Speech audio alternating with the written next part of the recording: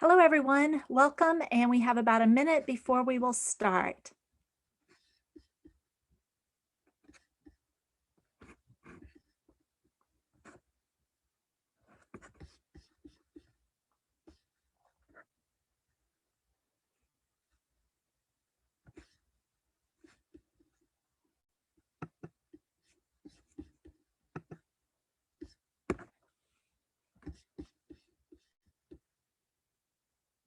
So we're going to go ahead and get started. We have a good number of attendees joining us today. Welcome. If you don't mind, we would ask that you take a moment to answering the polling question that showed up on your screen. And while you're doing that, I'll tell you a little bit about our process for today. My name is Audrey Snyder, and I'm the Associate Dean for Experiential Learning and Innovation at the University of North Carolina in Greensboro. I'm also the president of the Rural Nurse Organization, and I will be your moderator for our session today. We thank you for joining us for the Global Rural Nurse Exchange Network webinar, which is going to be 1 hour in duration. So I want to give you a little bit of context. We are recording this session. So if you're not able to join us the entire time, or if you want to share this with others afterwards, we will send you a link to the recording as well as the slide deck afterwards. We are using the webinar platform today, so that means the speakers will not be able to hear or see you as an attendee. But please feel free to submit any questions you have via the Zoom question and answer feature. If you look at the bottom of your Zoom screen, it should be to the right of middle, the most right button, unless you were to click leave the screen. We'll do our very best to answer as many questions as possible during the session. You'll also be given the opportunity to provide us with some feedback about today or to ask additional questions after the session ends. Our speakers have agreed to stay on the call for 15 minutes after the presentation is over. And if we haven't answered your questions at that point, they will have the opportunity to do so. So let's talk about how this will go. First, I want to welcome you and thank you. This has been really a effort from the heart by many people and organizations to really put together our first global rural nursing exchange network called Subjects That Matter Most series. And our goal is to present subjects that really matter most, with hosting speakers and content experts that really will provoke some important discussions that are critical to nurses working in the rural context. We want to provide a platform where you can share your experiences and provide opportunities for rural nurses, nursing students, educators, and researchers from around the globe to experience other cultures while collaborating to improve the health of rural communities. The Global Rural Nurse Exchange Network actually works in collaboration with the Rural Nurse Organization and was created based upon the belief that we are providing a forum that encourages global diversity and invites multiple perspectives. And with this, we can improve decision-making and progress on issues that really matter to rural nurses and rural communities around the globe. So next, we're going to hear from two wonderful speakers who will guide us through some very interesting information about these trying times that we're all living through and have experienced during the COVID-19 pandemic. And last, we plan to wrap up about 12:55 with some closing comments. So I'm going to move forward with introducing our two speakers for today. So we do have with us today Dr. Jeffrey Leichter, who is a licensed psychologist and the lead administrator for behavioral health integration for Sanford Health. And his colleague who is joining us is Rich Pruessler, who is a licensed professional clinical counselor also with Sanford Health and is the director of patient and community education department. So I'm going to turn it over to Rich and let's all enjoy the presentation today. Thank you. There will be a moment as the slides switch over to their slide deck, so don't think that you are losing us. Just bear with us for a moment as our IT staff actually move us along. Well, thank you, Audrey. As we move to the next slide deck, I'll just mention on behalf of Jeff and I how humbling it is and grateful we are to be able to present this information today. We're hoping that it'll be helpful and that we'll have a good generative conversation through the chat and the Q&A as we go here. So again, the title of our presentation is Finding Your Wellbeing PPE, which we say stands for Personal Protective Emotions in Trying Times. And we'll just quickly cover a little bit of a roadmap of where we want to go today. We're going to present some data from a large survey of nurses in the United States and talk about the data that suggests that certainly this pandemic has been a real hardship for nursing, and we'll talk about some of the nuances of that. Then we'll move into one model of well-being. There are many out there. We're going to focus on one that has about 6 core elements, and then really encourage gently those of you on the webinar to reflect and consider if there's an area or a couple of areas that you would like to begin to put some focus and energy around for your well-being.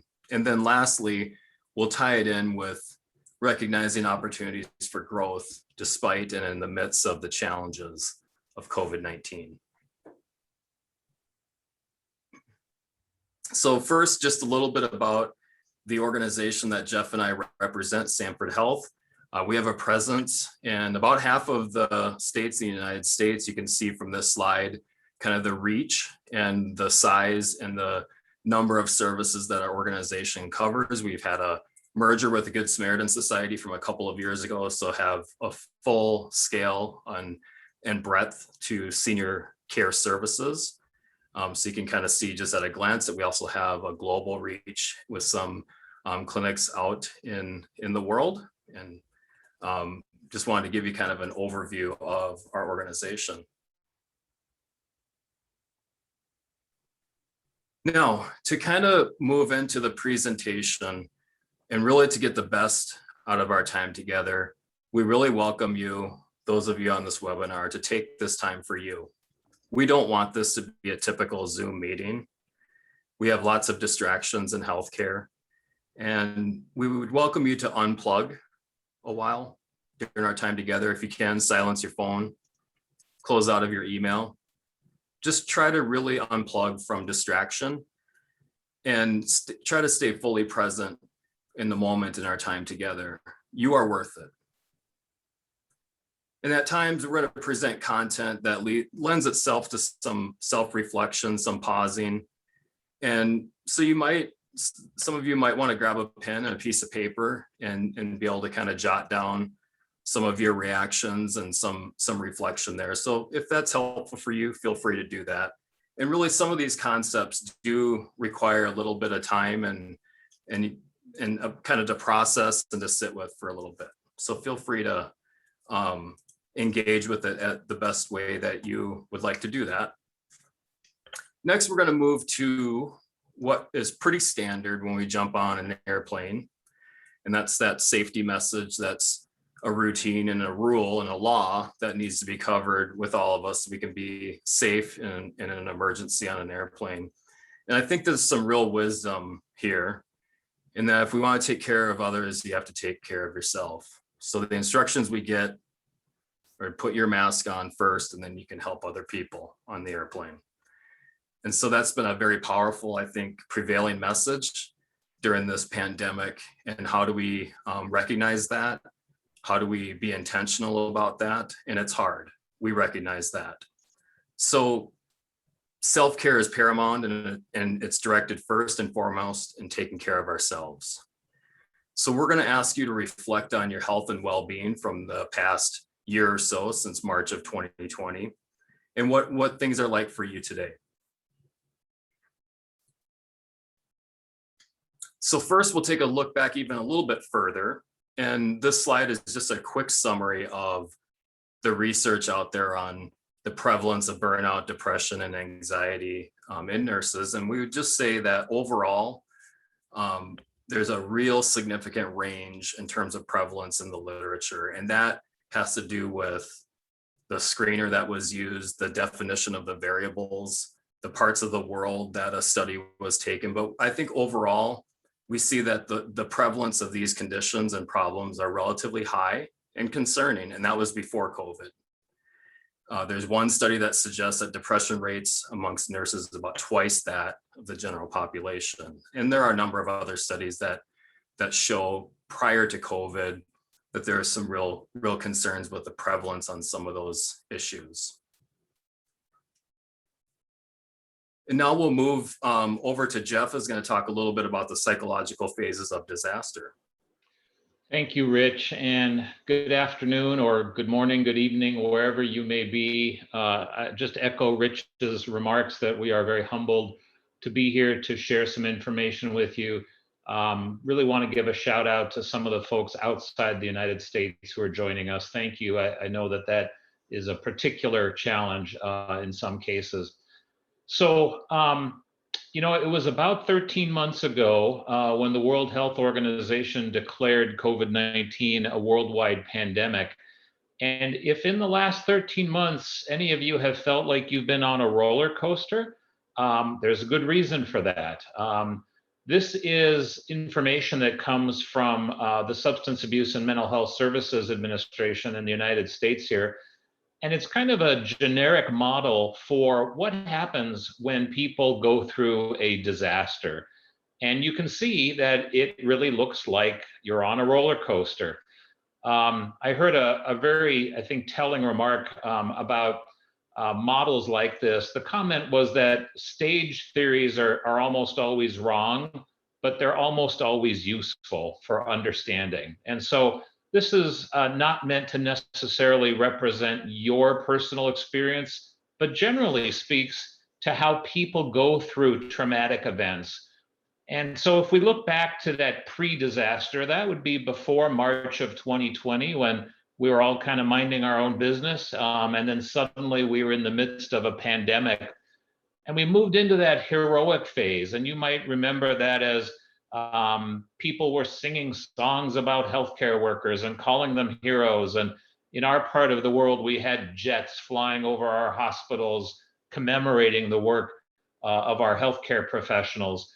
And that tends to be really inspiring, but it only lasts so long. And as the pandemic wore on, we started moving into that very steep decline that we call that period of disillusionment, where we realize that this is not going away anytime soon, and people get fatigued and lethargic.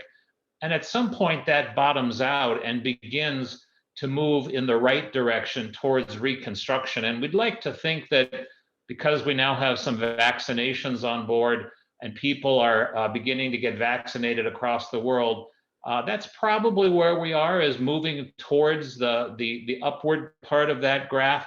But as you can see, it's not a straight line. There is little places where we dip down again, and maybe those are points where we learn about new variants of this particular virus. So this is just a model for you to think about, and perhaps you can relate to some of these phases. You can move on to the next slide, Chrissy. So one of the things that Rich and I would like to share with you is the results of a large survey done with nurses. This was done about 90 days ago, looking at the mental health and wellness of nurses. And Chrissy, you could pull up the first polling question here.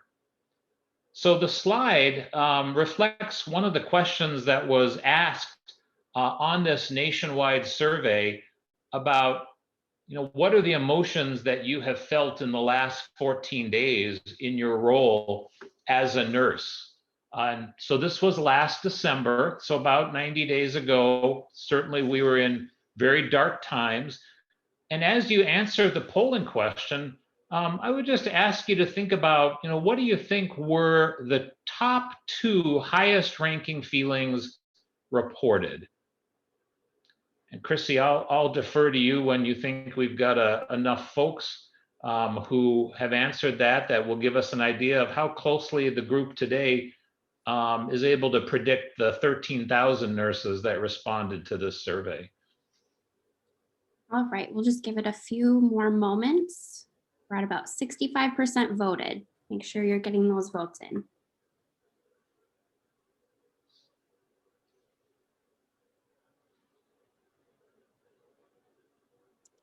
All right, we'll go ahead.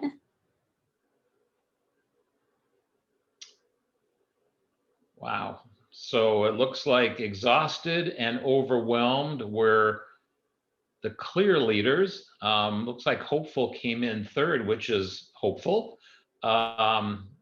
Exhausted and overwhelmed. Great. Well, let's actually go to the next slide and see how close our group was to the 13,000 nurses that answered this. Looky there. So this survey of 13,000 US nurses asked in the past 14 days, what have you experienced? And you can see that nearly 3/4 of our nursing colleagues reported feeling exhausted, and almost 2/3 reported feeling overwhelmed. And close behind was anxious, unable to relax, irritable. I would also direct your attention a little down further to the blue, because this is going to matter a little bit later in our presentation. But when nurses were asked, in the last 14 days, have you felt like your work has meaning? Only about 1/3 of nurses were feeling that way in December of 2020. Optimism was quite low. Only about 1 in 4 nurses reported feeling optimistic about the future. So definitely, you all on the webinar today are very highly attuned to the rest of our nursing colleagues around the country. So we can move to the next slide, Chrissy. So the survey also asked, in the past 14 days, have you experienced an increase in any of the following things?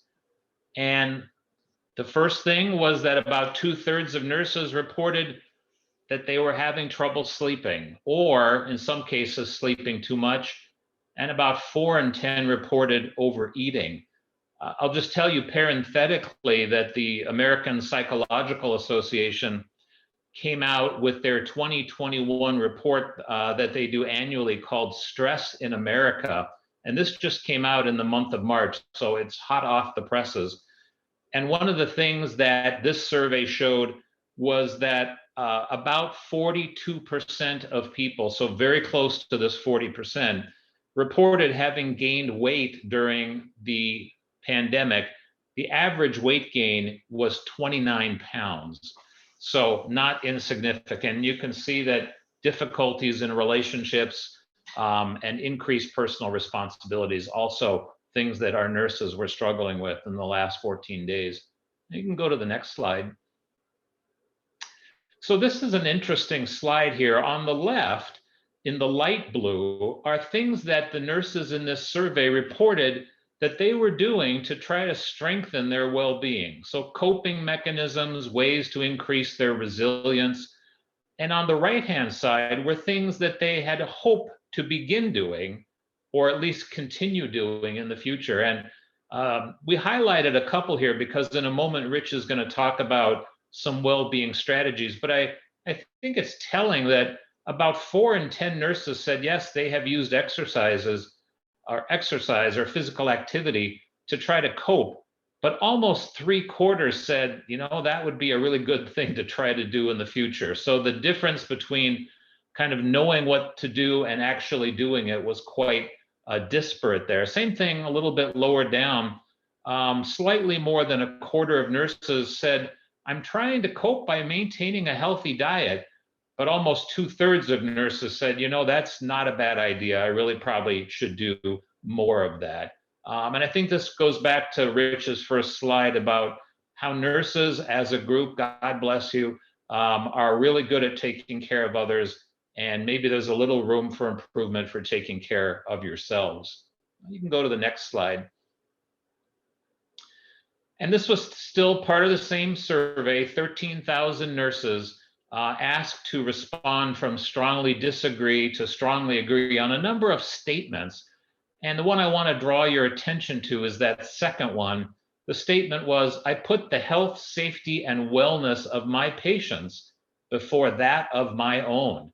And that was the second highest response, that people were strongly agreeing to that. And the math converts to about 65% of nurses said that they strongly agreed that they put the health and safety of their patients ahead of their own.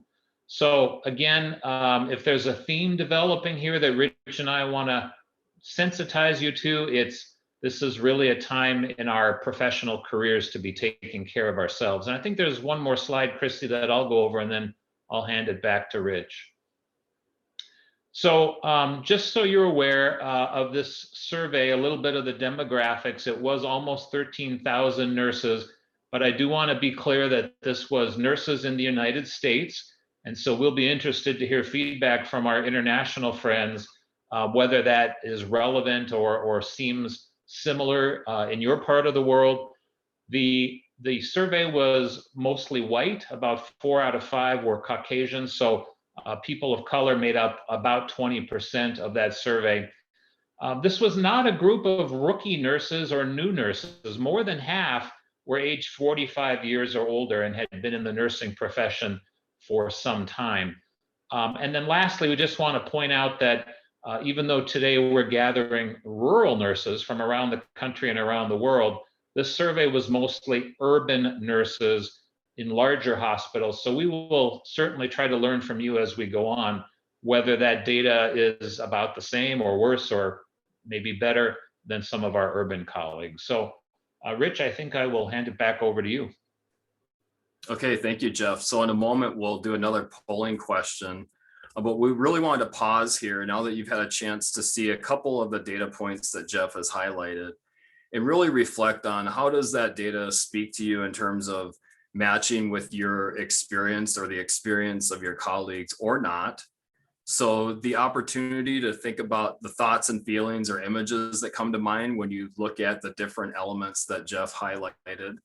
And also acknowledging, to Jeff's point about this survey data came largely from larger hospitals in urban areas. And we know that there is a very much a uniqueness to rural life, but certainly healthcare in rural areas.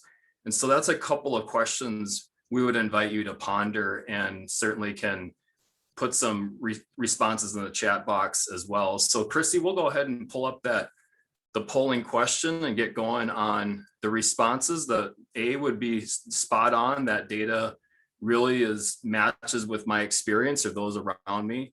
The other option, I can relate to some of it, but not all of it. And then the third is does not match my experience at all or the experience of those around me. We'll give a couple moments to do the poll.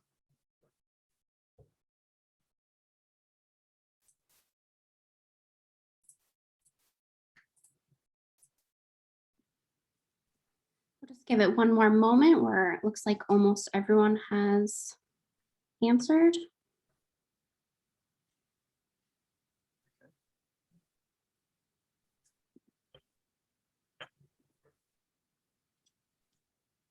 Okay, so it looks like, thank you for those of you that did the polling question. Looks like about 65% can really relate to the data and matching the experience. And a third that can relate to some of it. So it sounds like hopefully that there was some relevancy there to the data that we've presented again from your nursing colleagues from around the United States. So Chrissy, we'll go to the next slide and do a little bit. We could do a whole webinar on life in rural communities and practicing in those areas and healthcare, but certainly tying together the data that was presented by Jeff on COVID-19 and impact on nursing, and then looking at the additional dynamic of the reality of rural nursing in trying times. And so we know that in rural or smaller communities, it's a very unique experience. And sometimes there's an insider versus outsider dynamic where you're either from here or you're not. And oftentimes we joke around that if you move into a smaller community, you're not moving into 111 Maple Street, you're moving into Mr. and Mrs. Anderson's old house. And so there's just some uniqueness to life in rural areas. And that may or may not be the same or different outside of the United States, but certainly a lot of the experiences that we have would match that. And so that has its pros and cons. When you look at how the boundaries tend to be a little bit more permeable, and can be a fishbowl a little bit, and neighbors know neighbors, and so it's sometimes hard to have some of those boundaries that just aren't really as relevant in rural areas if you're practicing in urban areas. And so there's a vulnerability, kind of, again, in smaller areas being a little bit more under the microscope, and sometimes it can be awfully personal as well. The patient in room 3 is your 3rd grade teacher, and that makes a big difference. Or it's your neighbor that you're caring for, and it just becomes that closer circle. And so there's some real benefit to that, we know, but there can be limited resources and transportation issues and all those barriers that come along with that. And then lastly, I'll go back to what something Jeff had mentioned as well, in the psychological stages of disaster. And that's that sort of hero piece. And there is an interesting paradox to that. Certainly, I fully believe that those that work in healthcare are heroes. They do life-saving work every day. But looking at it from the lens of what do we hear and see in the media about superheroes, they typically don't care for themselves or don't take the time to do that. They rarely will have a weak moment in a film or a movie or a show. And so there's a real connotation with being a superhero, and what does that mean? And then one look at it is hero standing for high emotion and responsibility occupation.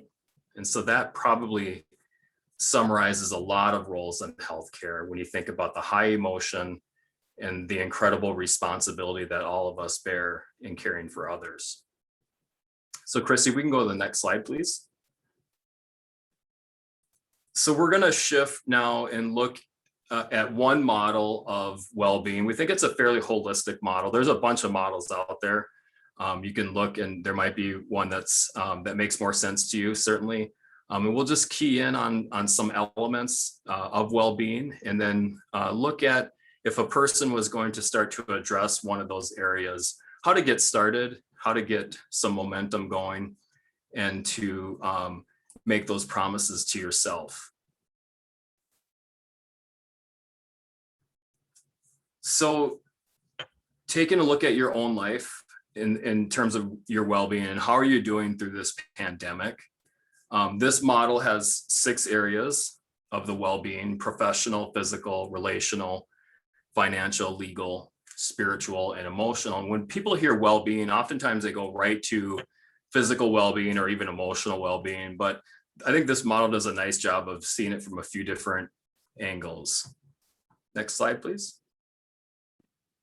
I'm gonna actually share the results from thank you. beginnings, the first poll.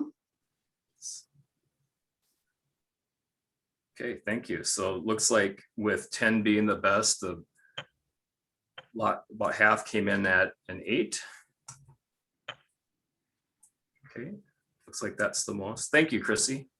It's good to get a sense of where people are at. Okay, so first of those 6 elements, we'll look at financial and legal health. And so all of us are very aware of the economic impact of the pandemic. I don't even know what the current estimates are. It's mind-boggling, but certainly many people lost businesses. People had their work hours changed or reduced. Some of the food items had an increased cost. Depending on the different countries, certainly in the United States, there was some stimulus packages, government assistance, and stress and uncertainty around that. And really the fate of many, many businesses in the US and around the world have an impact on everyone. Things like our retirement account, interest rates are really heavily dependent upon future economic uncertainty. Next slide, please.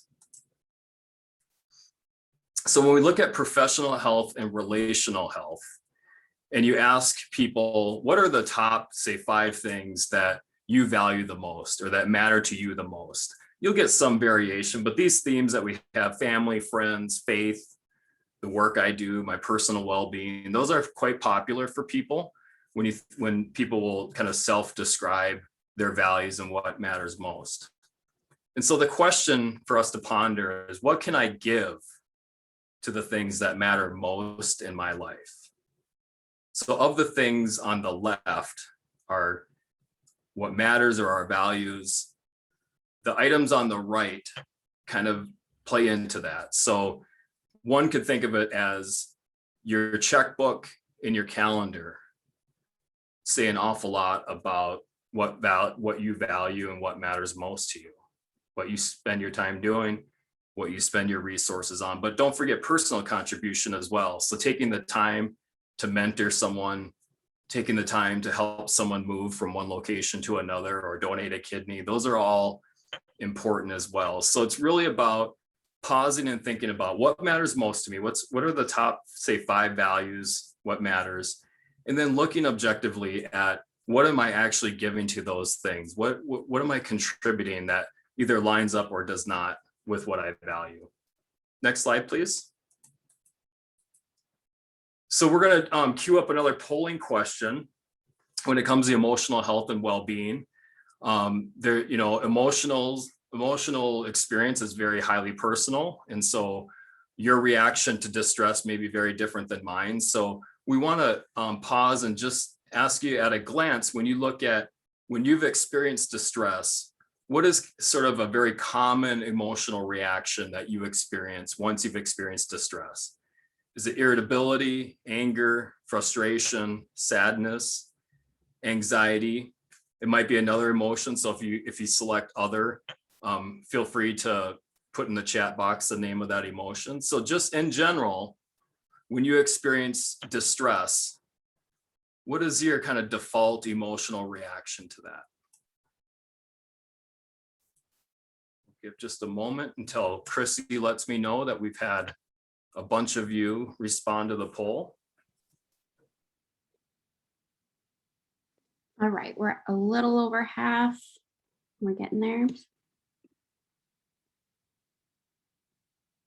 Okay.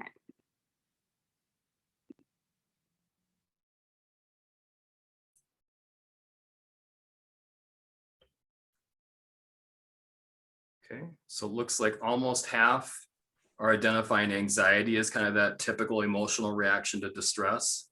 Certainly when there's uncertainty, that creates an anxious emotional response for many of us. And about a third are really relating to irritability when we're faced with that distress. Okay, thank you.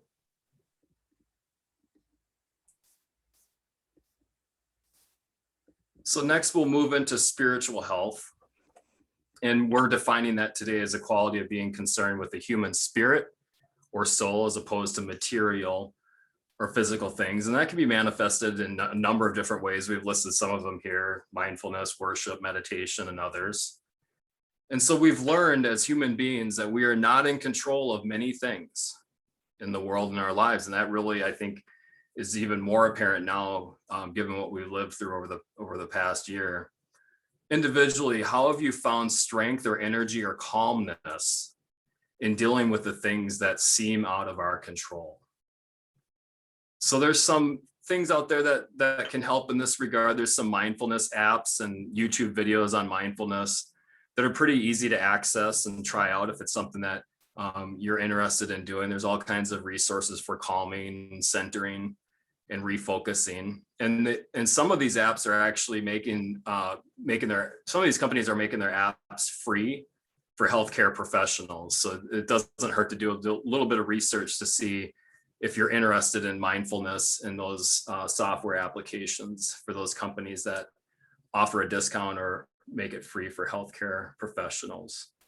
So the other dynamic, obviously, with the pandemic is the inability to gather together. So when we think about a lot of the faith systems in the world involve some sort of group worship or group congregation in person. And so churches, temples, mosques, they've been closed at times for months at a time and switched to virtual or not have those services available. So what has worship and prayer and study looked like for you during this time. And then think about it, what's working for you? What would you like to continue to do in this regard? Or what maybe you want to go in a different direction with spiritual health and well-being? What's something that you would want to start doing or stop doing? And we'll talk a little bit more about that in a moment. In the context of your place of worship and the people you worship with. What does the new normal look like for you? What would be the healthiest new normal in this part of your life and your well-being? And then we just wanted to share the sort of common serenity prayer that sort of captures that whole idea of our human existence and our lack of control over a lot of things, and really being able to accept that and to cope with that. Next slide. Okay, so for physical health, probably nothing new in terms of information. This is very common guidelines from American Heart Association and places like that in terms of taking good care of your physical health. Obviously, adequate sleep. We noticed on the survey that is an issue. And so these are just general recommendations for your personal health. Certainly there might be some changes that wouldn't apply to you, or these guidelines would not apply to you. Don't want to make it sound like it's for everybody, but these are some general guidelines to work towards or work from. Again, if you're not doing any aerobic activity, I would not recommend doing 150 minutes today. It's a deal where you want to start small and gradually build up from there. And then I think we all have most of this knowledge up here about healthy food choices and the stuff that's good for us and the stuff that's not. So today is not about you passing a quiz in terms of what is good for you and what's not. I think it's really about getting tuned into these general guidelines and then reflecting on of this area of my well-being, what is going well? What do I want to continue to do? What do I want to start doing? Maybe get back on track with, say, diet. What do I want to stop doing? People have picked up habits, especially over the past year, that cause a little bit of pause and concern and reflection to really look at where do I want to go now in this piece. So people can think about cutting down on caffeine, talking about committing to an exercise program, how to get started, doing the research on how to go in that direction. And then, the sleep thing for a lot of people, it's the screen time all evening, and then trying to shut down your mind can be a difficult thing to do. So knowing about those barriers. Next slide, please. So we'll just pause here for a moment. I've talked a little bit of language around stop, start, and continue. And that's really about, a lot of people feel overwhelmed when we're faced with, I want to make some changes. I want to make a bunch of changes. Where do I even start or stop? And so thinking about the things you're already doing, what you want to do next, certainly helps with that self-motivation. And so we'll go a little bit deeper here in the next slide on self-directed goal setting. So the goals that you set for yourself sometimes are the most successful. And so we know that knowledge alone is not enough. There is a huge gap between knowledge of these parts of well-being and actually putting them into action. And it's my bias. I'm a big fan of self-efficacy theory. And so I think that self-efficacy has a big part to play in bridging the gap between knowledge and action.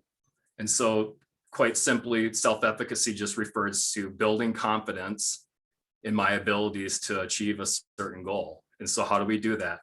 And when you're looking at self-directed goal setting from a well-being context, one helpful way to look at that is to make those self-directed goals as specific as possible. Have them be time limited. The SMART is an acronym for specific, measurable, achievable, realistic, and time. For a lot of people, it's a weekly self-directed goal that responds to each of those 5 elements, so that it's very clear at the end of the week if I was successful or not. Do I need to adjust my plan? And that's where we get into the confidence ruler. So if you go down the path of creating a goal for yourself for the coming week, and you answer all the questions about specific, measurable, achievable, realistic, and time, on that scale of 0 to 10, how confident or how sure are you that you can get that plan done. That will reveal a lot. That's your gut feelings. So if it's a 3, you know that you have some work to do to adjust your plan or your goal. If it's a 7, 8, or a 9, then the likelihood is that you've created an achievable goal for yourself. And just a small caveat, achievable and realistic are pretty similar concepts. The way that I think about this is achievable, think about through the lens of how much of whatever am I doing right now? So if I'm not doing any of the exercise, then what's achievable for me in this coming week would not be probably the 150 minutes. It's going to be a small step towards a positive change. Where realistic really talks about realistically, with all that I have going on this coming week, what can I give time to on this part of my well-being? What's realistic for me, given all the context, given all that's on my plate and the other demands, what's reasonable? The idea is that there's not a goal that's there's not a such thing as a goal that's too small. It's being successful with those small steps. Next slide, please. So next, we're going to turn it back over to Jeff to talk about opportunities for growth in the midst of challenges. Thanks, Rich, and thanks everybody for hanging with us through this hour. I have 2 things that I want to share with you in the next few minutes that really speak to moving forward or bouncing forward through this pandemic. We've talked to this point about how have you been doing this past year compared to pre-pandemic, but I want to introduce to you a couple of important concepts that are near and dear to my heart as we move forward, hopefully into brighter times. So Chrissy, if you want to move the slide forward. The first thing I want to introduce to you is a concept called post-traumatic growth. And some of you may be familiar with this. Certainly as nurses and healthcare professionals, I'm quite confident you're familiar with post-traumatic stress. Post-traumatic stress being the psychiatric concerns that sometimes occur in people who've been exposed to trauma or disaster. And certainly this past year has been traumatic for many, many millions of people around the world.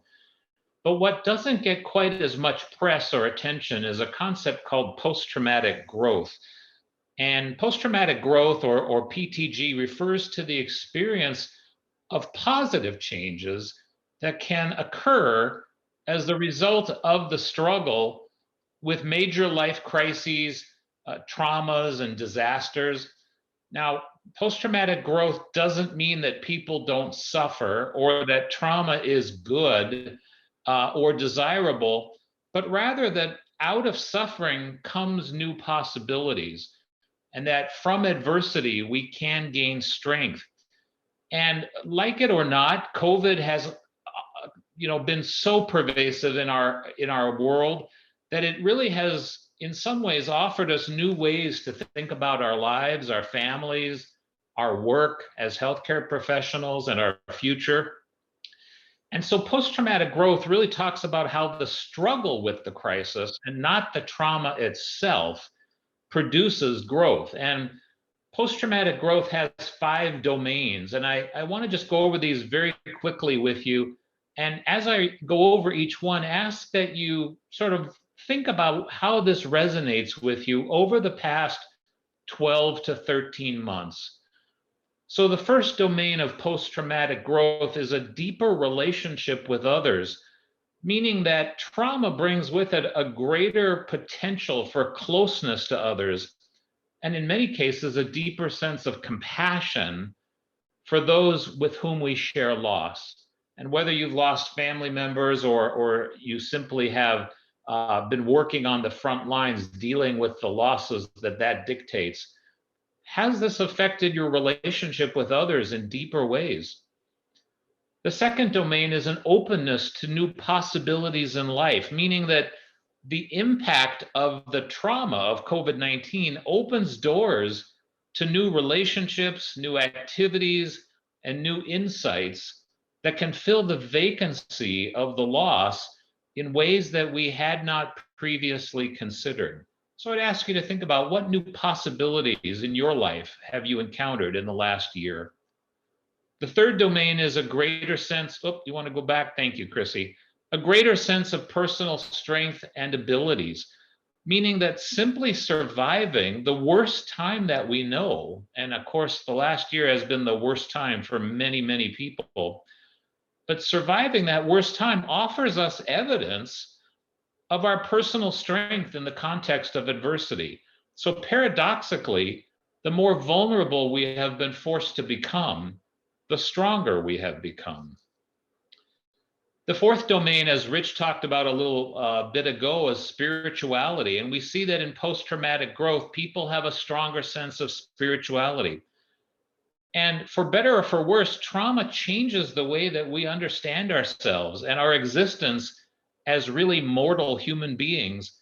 And for some people, that creates a deeper connection to something transcendent, some higher power, which can be a source of great strength moving forward. And the fifth domain is a greater appreciation for life.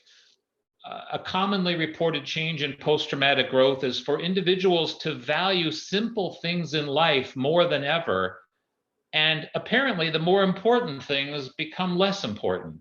An example of this, and I don't know how it was outside the United States, but for a period of time, there was a shortage on toilet paper. And gosh, 13 months ago, whoever thought that we would be worrying about whether toilet paper was available to us when we needed it? Those an example of the simple appreciations of life, of things that maybe will change us in permanent ways. Okay, you want to move on to the next slide, Chrissy. The last thing I'm going to talk about before I hand it back over to Rich is I want to share with you a little bit about a real seminal work that was done in the mid-1950s by a psychiatrist and neurologist by the name of Viktor Frankl. Many of you may be familiar with him, maybe not. He is the author of a book entitled Man's Search for Meaning, which has been hailed as one of the 100 most important books ever written in the history of humankind. Frankl was of Jewish descent, and he lived in Austria. And during World War II, he and his wife, his siblings, and his parents were rounded up and placed in different Nazi concentration camps. Frankl ended up spending 3 years in various concentration camps, including Auschwitz. In fact, sadly, he was the only member of his family to survive World War II. But being the consummate physician and psychiatrist that he was, he spent his time in the concentration camps drawn to trying to figure out what was it that helped people endure, that helped people to survive until the liberation from the Allies. And initially he thought that that which would be the most resilient would be the youngest concentration camp prisoners, the biggest, the strongest, or maybe those who had the access to the most food. But it turns out that was not the case. In fact, what he found out and then later wrote in his book after World War II ended was that the ones who survived were the people who maintained a sense of hope and meaning and purpose during their incarceration. For Frankl, his hope and meaning came from imagining on a daily basis that after the war he would rejoin his wife and they would go to Paris, where they would sip coffee on the streets of Paris. And he also knew that he was going to write a manuscript about his experience, and he would write it on scraps of paper that he would keep hidden from the Nazis. On one occasion, his manuscript was discovered and destroyed, and he started again. For him, that was part of the purpose of his adversity. You can move on to the next slide.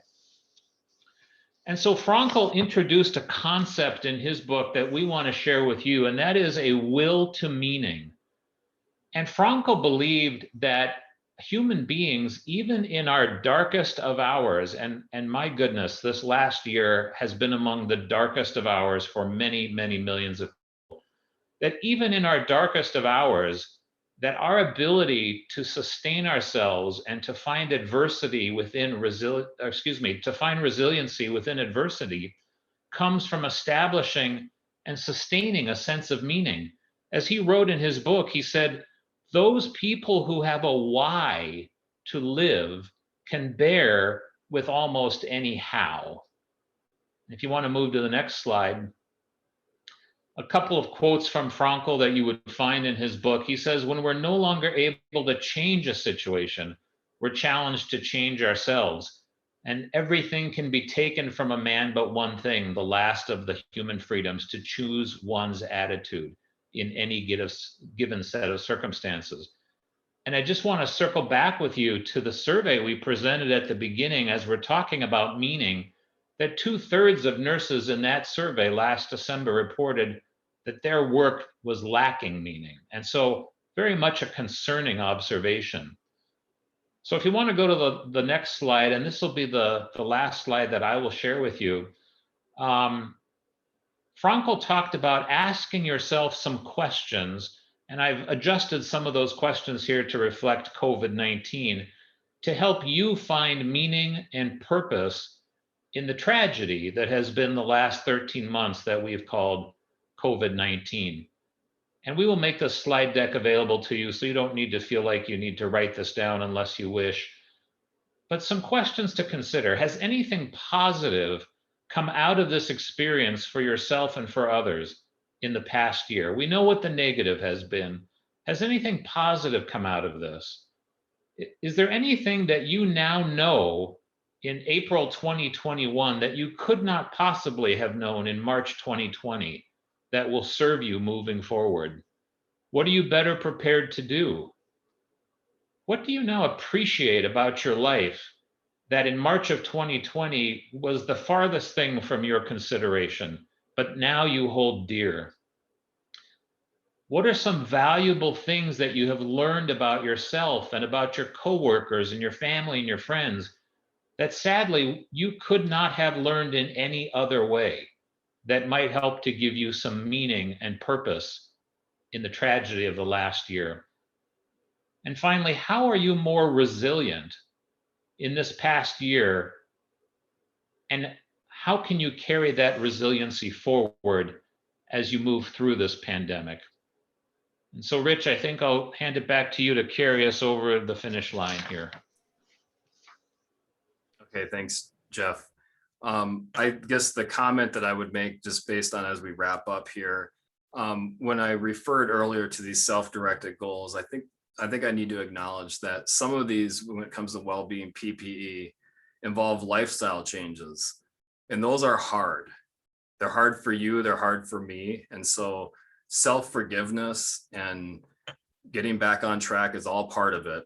And so we just wanted to provide a little bit of a framework for those of you on the call and your colleagues to think about when you want to go in this direction, so that you're not overwhelmed, because all of us have a list of shoulds a mile long. And so it's really overwhelming at times. And where do I start? So we hope to give a little bit of a framework and structure to that as well.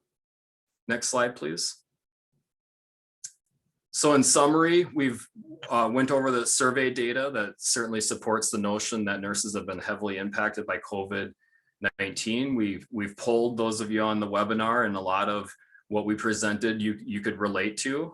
And one of the things that we're most concerned about is that number of nurses responding that they had a lack of meaning in their work, and certainly how that relates to Jeff's talking about finding meaning in those trying times. But then we looked at one model of well-being with those 6 key elements and SMART goals. And then Jeff wrapped up with meaning and purpose when it comes to trying times and finding meaning and value there.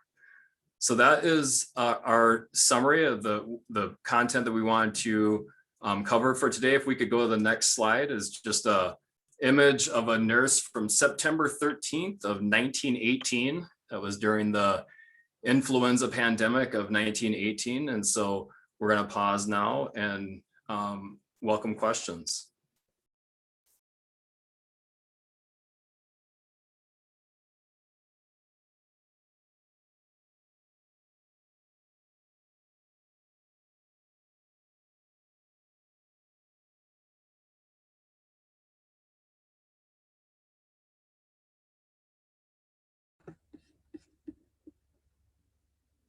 We do have another minute for question. I'm not seeing any open questions in the question and answer box, but if you do have ones that you would like to have Rich and Jeff answer, please go ahead and place those in the box.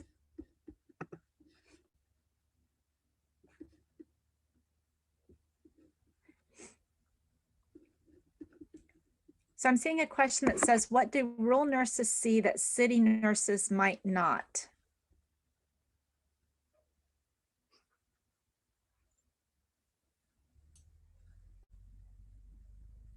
That's a great question. I wonder if those of you on the call would be able to respond to that a little better than me.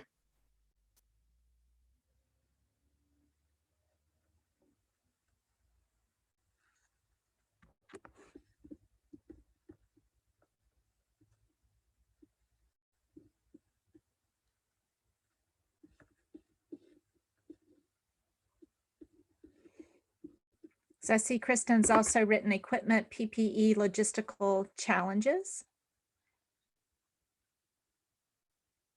I think another piece from the emotional side from my past experience of working in a rural environment is that you're caring for your family, your neighbors, members of your community, maybe more than a nurse who works in a urban environment.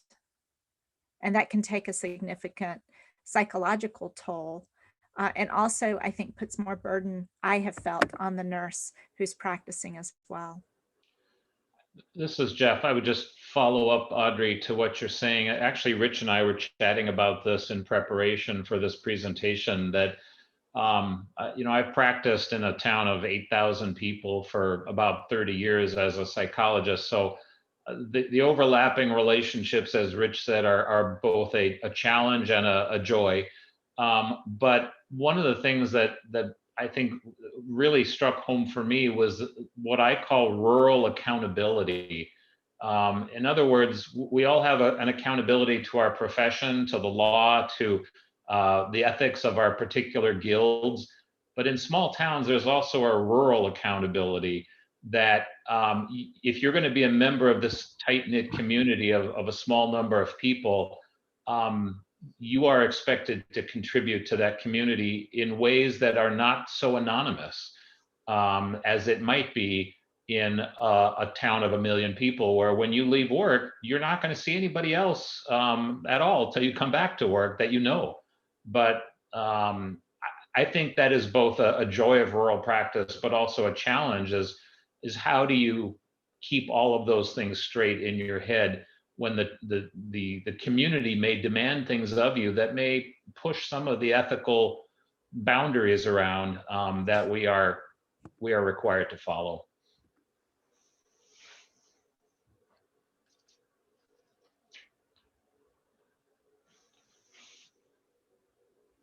Kristen did type into the chat that the loss of a friend or neighbor is harder to compartmentalize than a total stranger.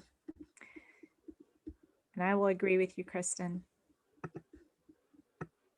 So we're almost out of time, but I want to take a few minutes to wrap up. And remember that you may stay on to ask additional questions. First, I'd like to thank Rich and Jeff for all of their great insight today.